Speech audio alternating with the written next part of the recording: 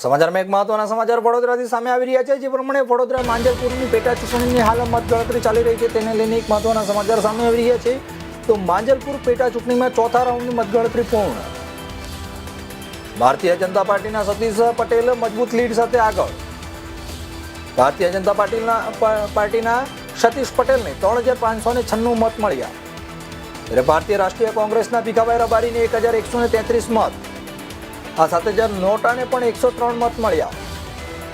માંજલપુર વિધાનસભા પેટા ચૂંટણીની મહત્વની ગણતરી અત્યારે ચાલી રહી છે, ત્યારે મતગણતરીના આ 4 રાઉન્ડ પૂર્ણ થતા ભારતીય જનતા પાર્ટીના ઉમેદવાર સતીશ પટેલે મજબૂત લીડ જાળવી રાખી છે. ચોથા રાઉન્ડમાં પણ ભાજપને 3,596 મત મળ્યા છે, જ્યારે ભારતીય રાષ્ટ્રીય કોંગ્રેસના ભીખાભાઈ રબારીને 1,133 મત મળ્યા છે.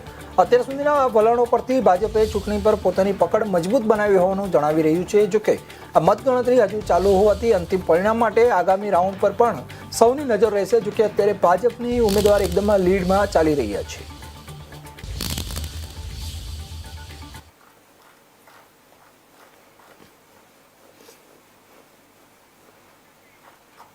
માંજલપુરની મતગણતરીને લઈને અત્યારે એક મહત્વના સમાચાર સામે આવી રહ્યા છે, જે પ્રમાણે તો ચોથા રાઉન્ડમાં કુલ 4,832 મતોની ગણતરી પૂર્ણ થઈ છે, જેમાં 4 રાઉન્ડ બાદ ભાજપે પોતાની લીડ જાળવી રાખી છે અને આગામી રાઉન્ડની મતગણતરી પર પણ હજુ સૌની નજર રહેલી છે. જે પ્રમાણે અત્યારે ચોથા રાઉન્ડના અંતે તમે જોઈ શકો છો, તો ચોથા રાઉન્ડમાં ભાજપને 3,596 મત મળ્યા છે, જ્યારે કોંગ્રેસના ભીખાભાઈ રબારીને 1,133 મત મળ્યા છે.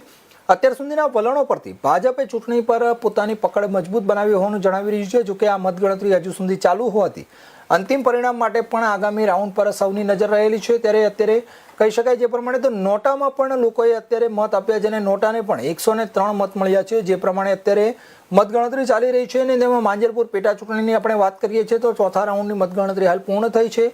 ભારતીય જનતા પાર્ટીના સતીશ પટેલ મજબૂત લીડ સાથે આગળ વધી રહ્યા છે, ત્યારે ભારતીય જનતા પાર્ટીના સતીશ પટેલને કુલ 3,596 મત મળ્યા છે.